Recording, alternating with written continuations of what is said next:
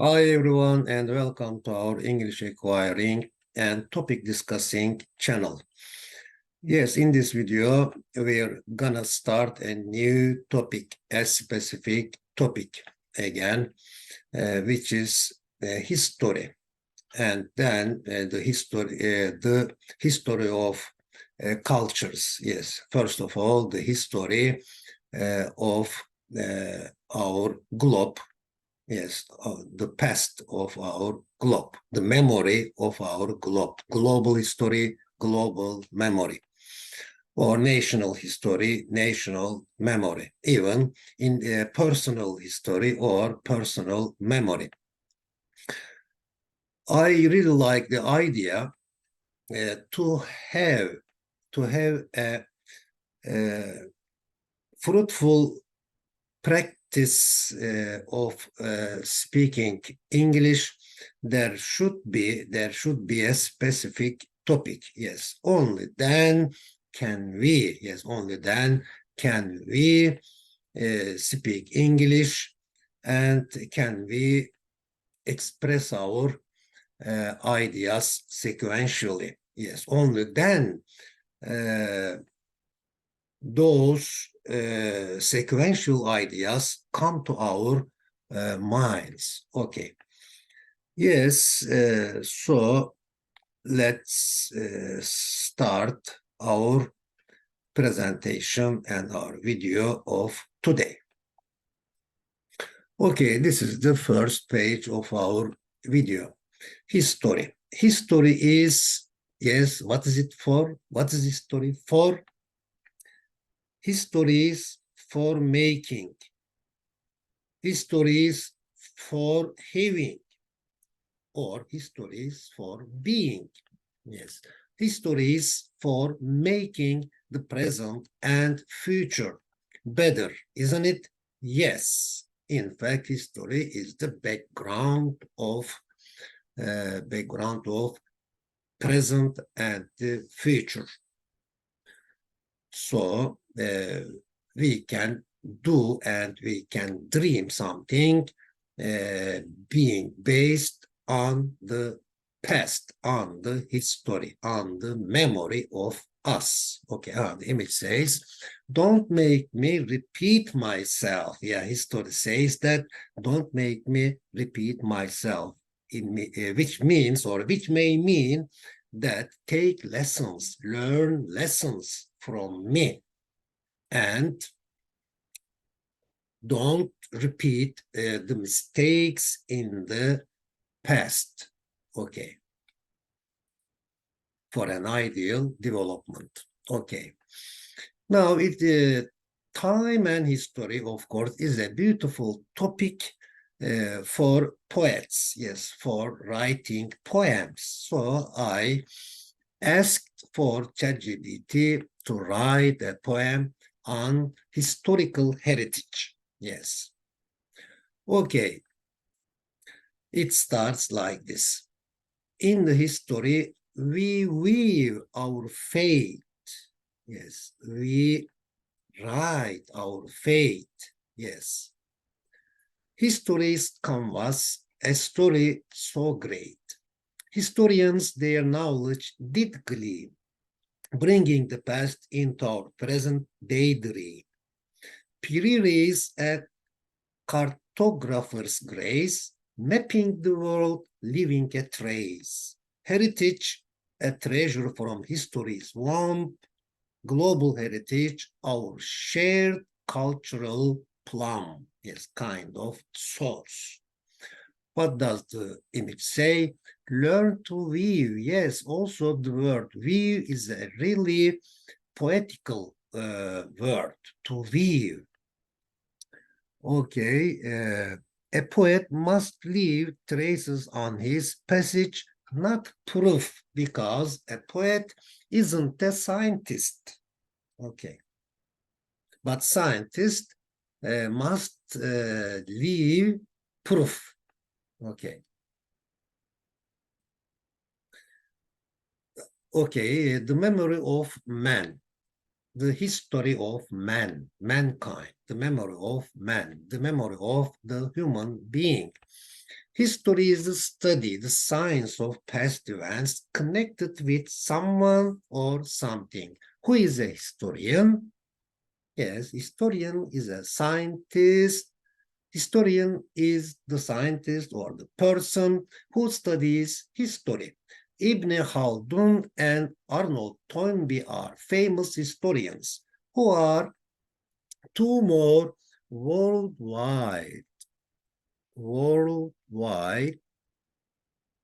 are, yes, E is missing here, who are two more worldwide historians, of course, Herodot and Edward Gibbon are also two worldwide famous historians. Yes, Edward Gibbon said, for example, wrote a book named The Decline and Fall of the Roman Empire.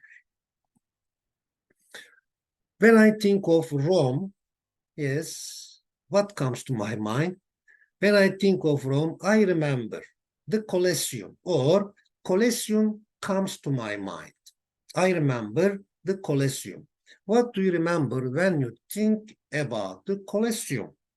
When I think about the Colosseum, I remember the gladiators. Yes.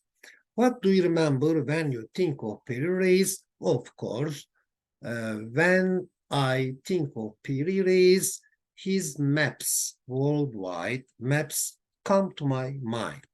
I remember those Piri-Reis maps. The most rational theory says that tyrannical kings made the slaves build those pyramids under cracking whips. What does another theory say about the construction of the pyramids? For example, another theory says that aliens came there and they built the pyramids. It's another theory. Dialogue 5. It could be true that the lost continent Atlantis existed. Could it be true that Ottoman Turks built Galata Tower?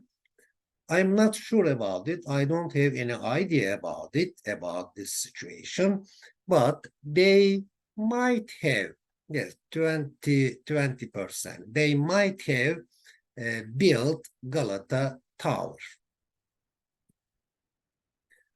Ottoman Turks might have built Galata Tower. Could they have built it in the 16th century? Again, I don't have any idea about it, but let me guess. Maybe they built it in the 16th century or they restored it. Okay. Might they have used it as an observatory? Yes, it is possible because throughout the world, Turkish people have given importance to the study of the sky and the heavens, stars, galaxies.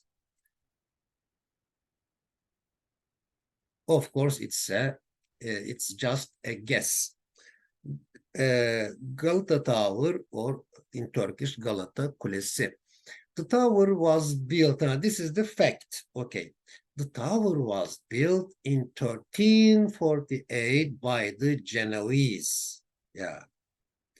In 1510, it was restored by the famous Ottoman architect Hayrettin. In the 16th century, it was a place where prisoners were sheltered, were kept. Heritage or legacy. Our national heritage means all the valuable works that we inherit, that we receive from our country's history. What does our global heritage mean? Of course, by making use of the example sentence, we can start like this. Our global heritage means or may mean all the valuable works that we inherit from our globe. Yes. Historical heritage is categorized as cultural heritage, literary heritage, architectural heritage, etc., etc. How is cultural heritage categorized? Cultural heritage, cultural heritage is categorized as literary or I think there is something wrong with this question. Historical heritage is categorized as cultural, literary, architectural. How is cultural heritage categorized? Maybe cultural heritage is categorized as poems or let's see if there is a clue. Oh, no, there isn't a clue here. Cultural heritage is categorized as maybe learning, living, practicing culture, behavior, customs, traditions. So let's make a new sentence. Cultural heritage is categorized as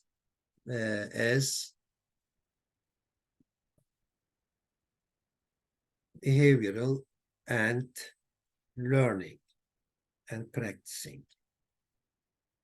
Okay. Global legacy or global heritage is the culture and civilization inheritance center of our globe, the East or the West or the North or the South.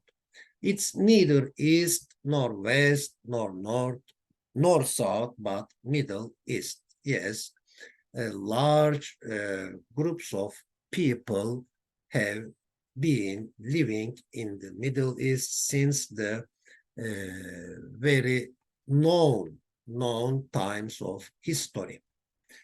Inheritance and innovation, yes, they should go parallel to each other. Inheritance and innovation should proceed along with each other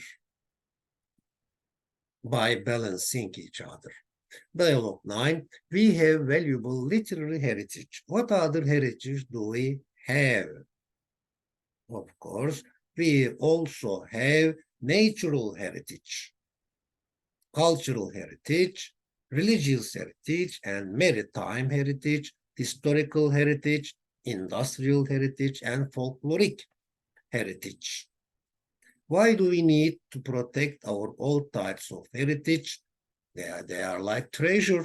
Yes, they should be protected, but not just protecting for protecting, but by revitalizing them. Yes, by making use of them to vitalize the precious, the valuable things in the past.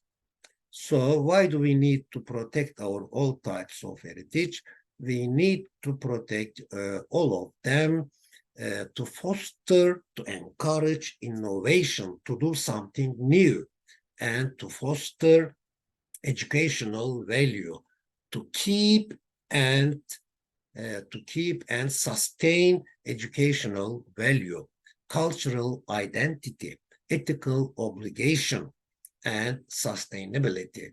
So we have to protect our all types of heritage for the sake of sustainability. Okay, the image says from the past to the future. Yes, we are travelers coming from the past and going to the future. Okay. It's a matter of criteria to decide what is a man-made wonder and what isn't. What is a man-made wonder and what isn't? What are the criteria for a man-made wonder? Of course, it may be quite a lot, but what is the most important evaluation criterion for a man-made wonder? Of course, first and foremost, uniqueness counts, uniqueness matters. And then endurance is important. Okay, and longevity. Longevity, I think, is also one of the most important criteria of a man-made wonder. Longevity means long-lasting. Durable also has got the similar meaning. But uniqueness, I think, is the most important. Common criteria for man-made wonders or human-made wonders, of course, they vary. Yes, they change, vary based on context and perspective. Achievement, beauty, public recognition, for example, is also an important criterion. And appreciation, uniqueness, endurance, longevity, historical or cultural significance, importance, also important. These are also important. Writing the list of interesting pieces of art is not a recent phenomenon.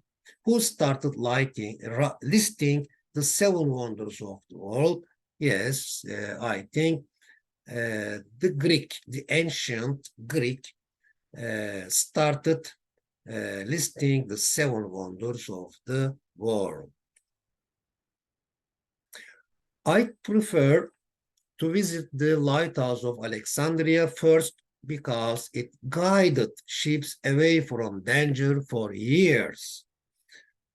Which of the 7 wonders of the world would you prefer to visit first of all?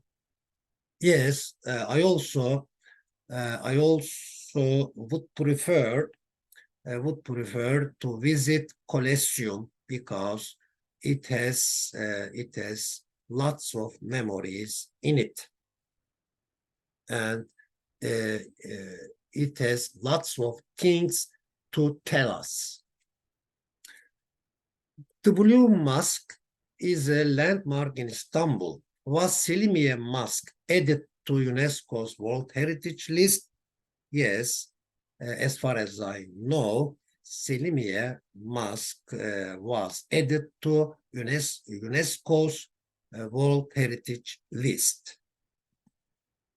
The Turkish diplomat had proclaimed that Selimiye Mosque deserved to be a wonder of the world. When did UNESCO add Selimiye Mosque to its World Heritage List? Yes, UNESCO added Selimiye Mosque to its World Heritage List on the 27th of January, February, March, April, May, June. Yes, the 27th of June, 2011. The United Nations Educational, Scientific and Cultural Organization, UNESCO, takes the job of preserving historical monuments. What does UNESCO stand for? What does UNESCO represent, or what is an acronym for UNESCO? Okay. So UNESCO stands for United Nations Educational, Scientific and Cultural Organization. The initials of those 1, 2, 3, 4, 5, 6 words. Okay. How long has United Nations been in existence? The United Nations has been in existence since 1945. Yes, because United Nations was founded in 1945. Now, the second poem. second part of the poem by ChatGPT about or connected with historical heritage. The lighthouse, Alexandria's guiding light, which wonder calls you shining so bright. Selimiye Mosque, a wonder so grand, UNESCO added it to the World Heritage Land. UNESCO, guardian of historical grace, preserving monuments from every place. United Nations mission since 45, they are near, in history's embrace, they persevere. Okay, this is all for today. So, thank you for watching and see you next time in the second part of this video.